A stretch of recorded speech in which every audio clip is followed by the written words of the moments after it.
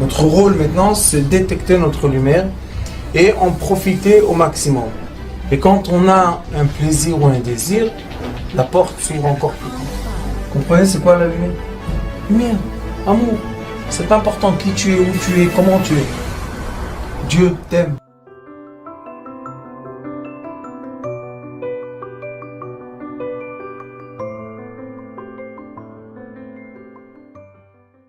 La paracha de Korach.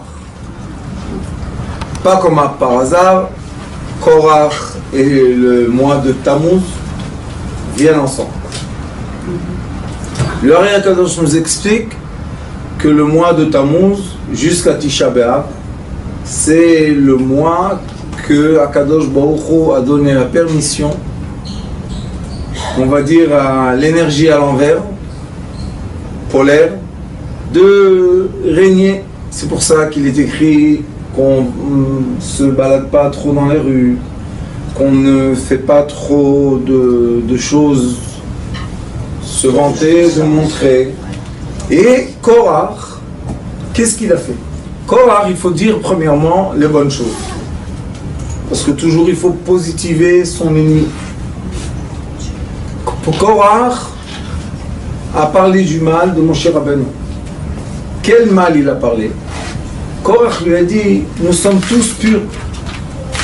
Pourquoi toi, tu dois diriger le peuple d'Israël? Pourquoi toi, tu t'es fait le chef? Il dit à Moshe Rabbeinu,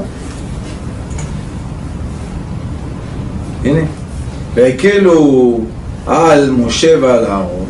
Ça veut dire il va Kaal, Kaal c'est une assemblée qui est venue vers Moshe Aaron. Pourquoi tu n'es pas venu tout seul, Korach?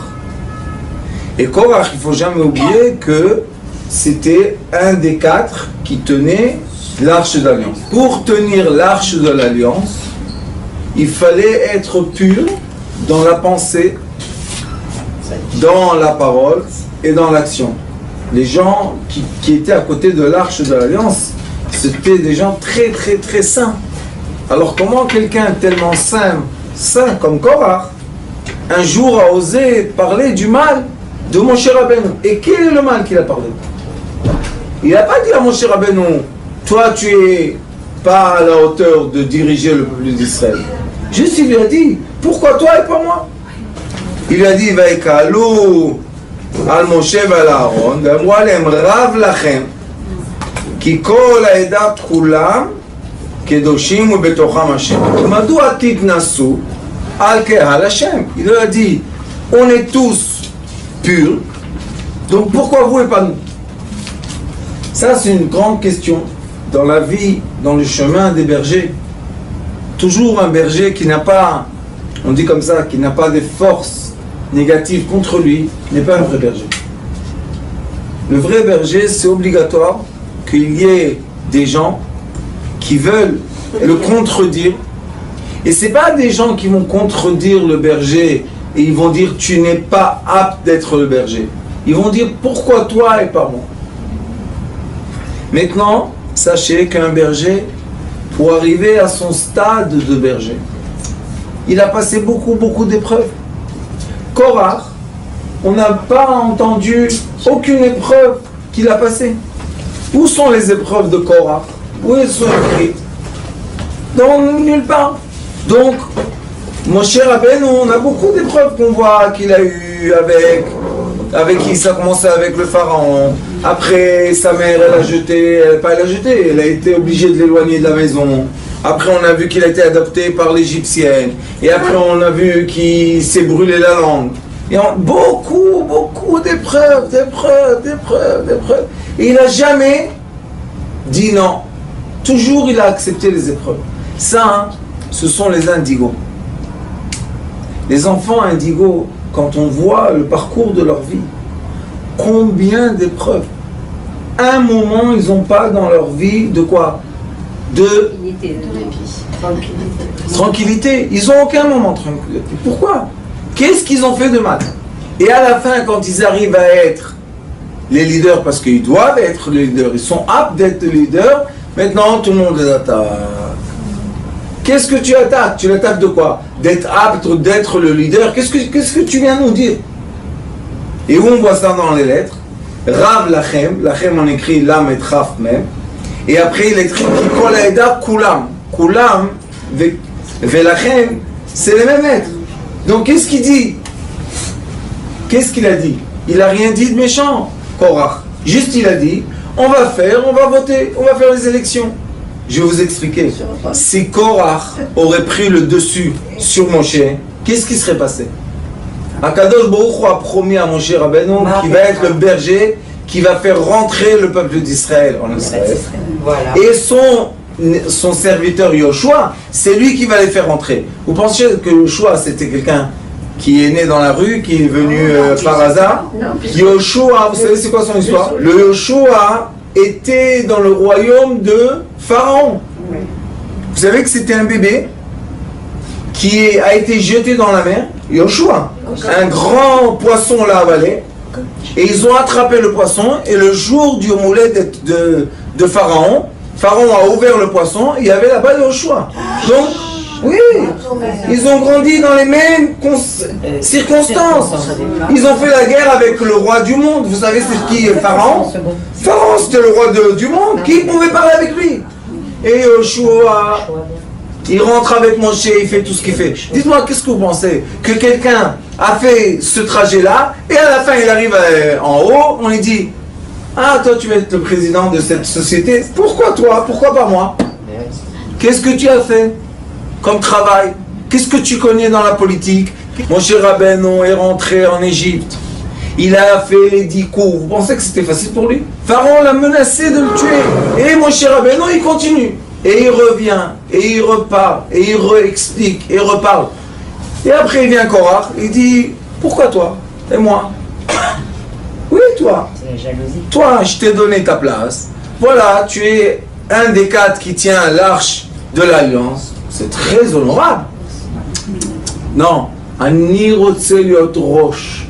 Je veux être à la tête. Mais le problème, je vous ai déjà dit beaucoup de fois, et vous voyez qu'on peut suivre dans toutes les parachutes les enfants indigo, que être tête, il faut naître tête.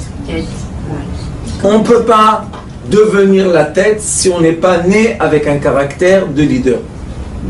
Celui qui sait diriger les choses, c'est très très bien. Tu seras ministre, c'est très très bien. Qu'est-ce qu'il y a de mal d'être le ministre de l'Intérieur, ministre de l'Agriculture? C'est bien. C'est un travail, tu as ton réseau à faire, fais ton travail. Mais être un leader, vous pensez que c'est comme ça? On vient, on tourne la carte, hop, je suis leader? Non. Une fois j'ai écrit un article qui a été partagé sur internet. J'ai écrit Som Tassim Alecha Melech. Pourquoi on choisit un roi et après on le cible? C'est quoi? C'est un masochisme. Tu as mis un roi. Laisse-le être le leader. Qu'est-ce que c'est cette histoire? Qu'est-ce que tu veux chez nous? J'ai été avec un chauffeur de taxi aujourd'hui. Il m'a dit, j'étais chez Rabbi Amram Ben Diwa, maintenant il y avait une Iloula, au Maroc. Il m'a dit, si tu aurais vu au Maroc, si quelqu'un ose parler du roi, ose, hein, il ouvre sa bouche, on le coupe la tête. Qu'est-ce que c'est parler contre le roi? C'est qui te donne à manger? C'est qui emmène le blé? C'est l'idolâtrie, la démocratie. Et on voit ici, dans la paracha, pourquoi c'est de l'idolâtrie? Parce que ça emmène la machloket. Et quand il y a la machloket, il y a quoi, vous savez? Quand il y a la machloket, c'est pas qu'il n'y a pas de shalom. On ne peut pas construire. Alors moi, je vais vous dire la vérité. Je vote pas pour la démocratie. Il faut voter pour les leaders. C'est comme si on est dans une maison.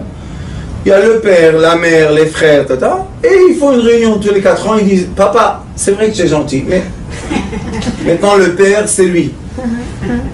Il peut être le père. C'est lui qui a fait les enfants. C'est lui qui a toute la nuit, il n'a pas dormi des nuits avec les enfants. C'est lui qui a vu les dents sortir de la bouche. Quoi? Comment un père? Non, c'est lui le père maintenant. Pourquoi? Parce que c'est un avocat. Et alors, c'est un avocat.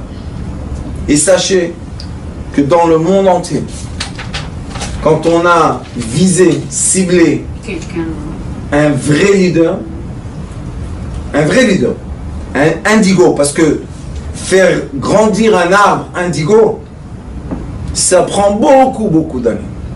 Parce que beaucoup de vents viennent, taper, beaucoup de vents viennent déraciner, beaucoup de vents viennent faire du mal. Et lui, il tient, il est fort.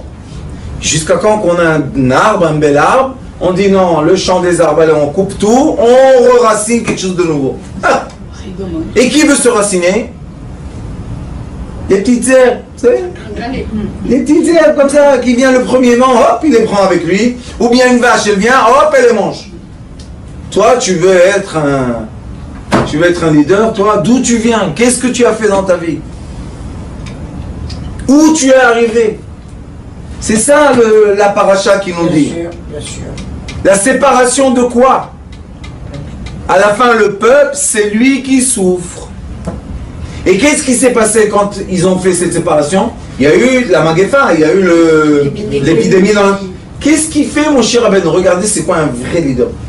Qu'est-ce qui fait, mon cher Rabbeinu? Il voit l'épidémie, qu'est-ce qu'il devait vite dire? Allez, hop, que le peuple parte. Et moi et Aaron, on sera des rois. Et Akadosh Baruch Hu lui a promis, je vais te donner un peuple qui soit à toi. Ça ne va pas s'appeler le peuple d'Israël, ça va s'appeler le peuple de mon cher Rabbeinu. Qu'est-ce qu'il dit? Je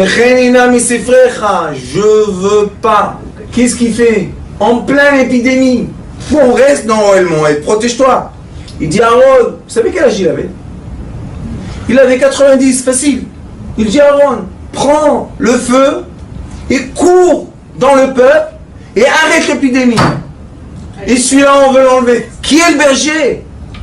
Les leaders, il faut savoir, ils sont nourris, leur source. Et qui? Et Akadosh Baruch Hu. Ils sont nourris d'une force qui n'est pas une force de ce monde. Il a peur de personne et de rien. Vous savez, le peuple très religieux en Israël, les orthodoxes, les vieux, sont partis. Les jeunes, aucune force. Aucune force d'être leader. Ils ont peur. Un jour, ils signent ça, l'autre jour, ils signent à l'envers. Un jour, il y a une halakha comme ça. Après, il y a l'halakha exactement à l'envers. Et le peuple, il ne sait plus quoi faire. Est-ce qu'ils ont le droit d'être leaders, ceux-là? Ils n'ont pas le droit d'être leaders. Pourquoi ils ne sont pas des leaders?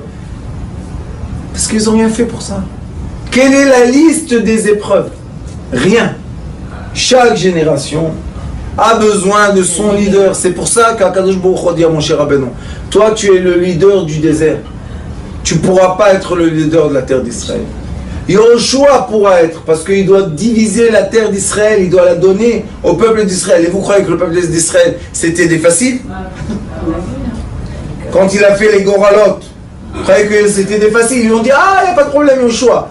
Yoshua devait être quelqu'un de très très fort pour le dire, toi, c'est ici ta frontière, tu ne bouges pas à 1 mètre. Et toi, c'est là ta frontière. Et toi, c'est ici. Et le temple, un peu à Binyamin, un peu à Yehuda, où on met le temple, comment on va le mettre, qu'est-ce qui va se passer? C'est des gens qui prennent des décisions très très difficiles. Ceux-là, ce sont les indigos. Les indigos, ils sont nés avec quoi? Avec le programme d'être les leaders d'un peuple. Ils ont la force de prendre sur leurs épaules le problème de son prochain. Pourquoi? Parce qu'ils sont attachés avec 3 points en haut. Ils ont le point en haut. Ceux qui sont en bas, c'est le point qui les tire vers la matière. On ne peut pas être un vrai leader quand on est trop attaché à la matière. Pour être un leader, on doit être attaché à quoi? À la pensée, à la volonté, à la vision, à l'horizon. On doit être avec une force qui est au-delà de matière. Parce que si chacun fait attention à sa matière, ça y est, chacun dans son petit coin, il n'y a plus de peuple. Il y a des gens individuels. C'est comme aujourd'hui la démocratie. On va une fois par je ne sais pas combien d'années mettre le petit papier, et après chacun rentre dans son petit coquillage et c'est fini. Il n'y a plus bonjour avec le voisin, il n'y a plus rien du tout. Comment ils communiquent aujourd'hui? WhatsApp groupe. Sauf Dans les shows, ils essayent d'être ensemble, mais quand ils font la guerre avec quelqu'un, ils l'effacent le groupe.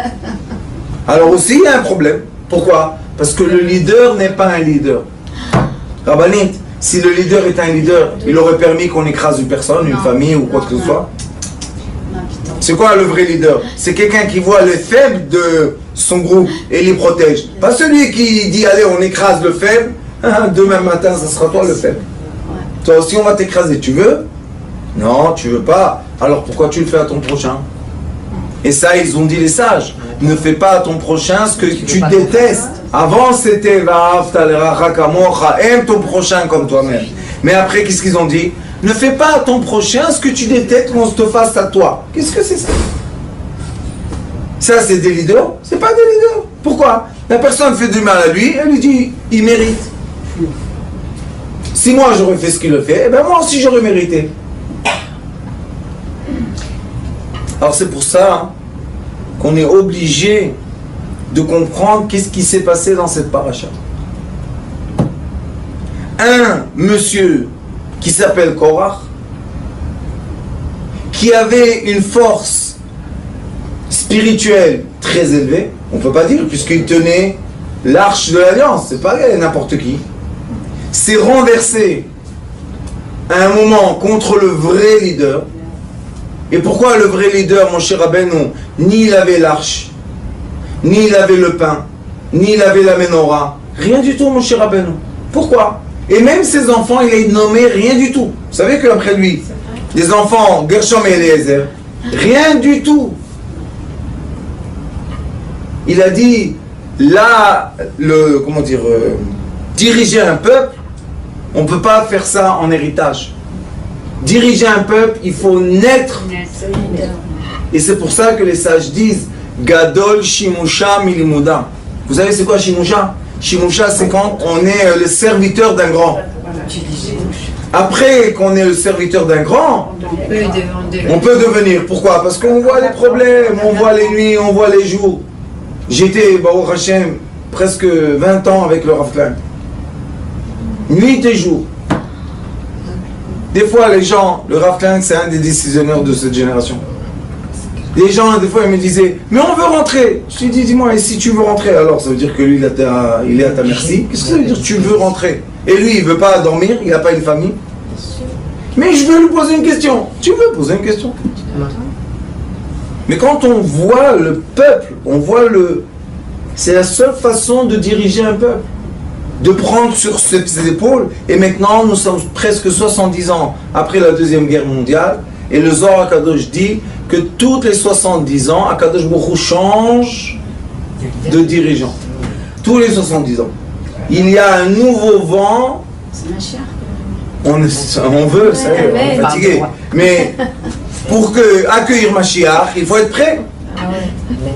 Il faut premièrement un peuple. On est divisé. On m'a raconté maintenant dans la communauté du sud de l'Amérique, maintenant on a développé ça, on m'a dit que là-bas, il y a des synagogues que si tu as des baskets, tu n'as pas le droit de rentrer à la synagogue. Oui, j'ai entendu ça. Si tu n'es pas habillé comme eux, ils veulent que tu sois habillé, tu ne rentres pas.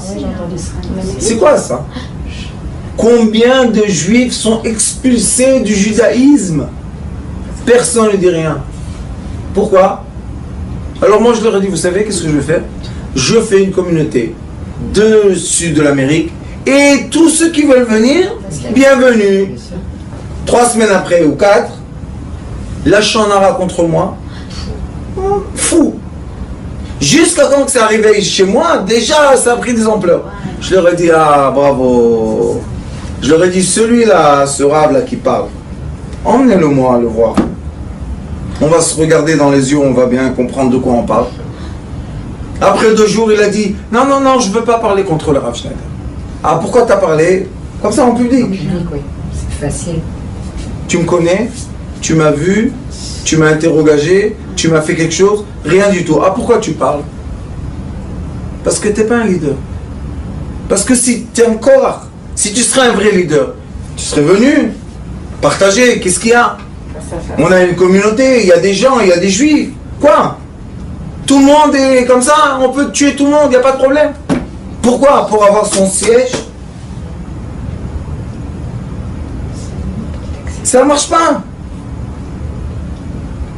Et bien, Zrat Hashem, quand nous donne la force, cette petite communauté, mes petites dames, hein, Il y a des jours que je viens ici, combien il y en a? 4. Sur YouTube, il y en a des milliers, il n'y a pas de problème. Mais devant moi, il y en a 4. Le même discours, les mêmes forces, la même volonté du bien du peuple d'Israël. Et après, ils reviennent et ils repartent. C'est comme ça. Mais si tu commences à éliminer ceux qui ne sont pas venus, tu n'es pas un berger. Tu es un égoïste. Tu dis, s'ils sont là, hein, je suis content, je les aime. S'ils ne viennent pas, oh là là là, je vais les éloigner de moi. Ça, hein, c'est pas ce qu'il faut faire. Sur Internet, il raconte qu'un homme voulait grimper une montagne pour arriver jusqu'au sommet. Ça lui a pris des mois, des années. Il a vieilli, il est arrivé jusqu'en haut. Il voit un petit enfant. Il dit, mais qu'est-ce que tu fais ici? Là. Il dit, je suis né ici. Ah, c'est Indigo. Ils ont ni l'âge. Les enfants indigos, ils n'ont pas d'âge. Ils se rappellent la même pensée quand ils étaient petits et quand ils ont 60 ans. 60 ans, 60. Ils ont la même pensée, la même vision, le même comportement, sauf le corps, avec le soleil. Il dit un peu ce qu'on peut faire. Mais les indigos, hein, ils sont nés leaders. Qu'est-ce que tu vas faire avec eux? Tu vas les tuer, tu vas les écraser. Et comment tu vas faire? Tu veux quoi? Qu'ils disparaissent? Ils ne meurent pas. Qu'est-ce qu'on va faire? Tu les tues, ils ne meurent pas. Qu'est-ce qu'on fait? C'est pas pour notre bien. De leur faire du mal. Pourquoi? Parce que ce sont, vous savez, dans toute société, il y a toujours le leader et il y a toujours le troupeau. C'est la forme d'une société qui est une société bien, comme dans une famille, comme dans une communauté. Qu'est-ce qu'il y a de mal? Mais si on coupe la tête, qu'est-ce qu'on a? Les leaders, les vrais, on peut les mettre dans une chambre pleine d'armes et d'ennemis contre eux. Personne ne va rien faire. Vous savez, il y a un film qui s'appelle Gengis Khan, le dernier mongol. Vous savez qu'est-ce qu'il y a là-bas? On voit une partie du film. Parce qu'après que son père était Gengis Khan, son frère a pris le rôle, n'empêche que lui devait être le leader, et il l'a mis en prison. 15 ans, il était assis en méditation. Vous savez c'est quoi 15 ans? Et les soldats lui jetaient le manger comme un chien. Il ne mangeait pas. 15 ans. Un jour, il leur a dit, quand le jour viendra, vous allez m'ouvrir la porte et je vais vous tuer. Il a attendu. Et quand le jour est venu, qu'est-ce qui s'est passé? Il était prêt, il est sorti. Vous savez qu'il a conquéri la moitié du monde? Sur les poignets là. La moitié du monde. Un petit monsieur. Il est allé jusqu'en Europe. Hein. Il est venu jusqu'en Israël. Il y a une pierre à Jérusalem qui a été gravée. Qu'est-ce qu'il a dit? Je suis le leader de mon peuple. Faites ce que vous voulez. Je ne touche pas. Maintenant on se pose la question. Pourquoi pendant 15 ans de prison, personne ne l'a tué? C'est pas une question ça? Parce qu'ils n'ont pas osé. Pourquoi il ne pouvait pas le tuer? De quoi? Il est emprisonné, qu'est-ce qu'il peut faire? Non, il inspirait de la crainte par son attitude. Vous savez c'est comme qui? C'est comme Youssef Hatzadik. Ses frères l'ont attrapé, l'ont jeté dans le puits. Ils ont tout fait pour le tuer. Il n'a pas bougé. Pourquoi ils ne l'ont pas tué? Tuez-le. Après il est esclave. Pas bougé. Toi, Potiphar, tue-le. Tu ne peux pas le tuer. Tu peux rien leur faire. Pourquoi? Parce que leur aura, leur esprit est tellement fort qu'on ne peut pas les tuer. Ça, c'est les vrais leaders. On ne peut pas les atteindre. Ça, c'est les vrais leaders. Qu'Akadosh Baruch Hu Bezrat Hashem nous envoie dans cette génération des vrais leaders. Des gens qui emmènent dans le monde de l'amour et de la paix et de l'union. On va voir Bezrat Hashem la lumière de Mashiach. Amen.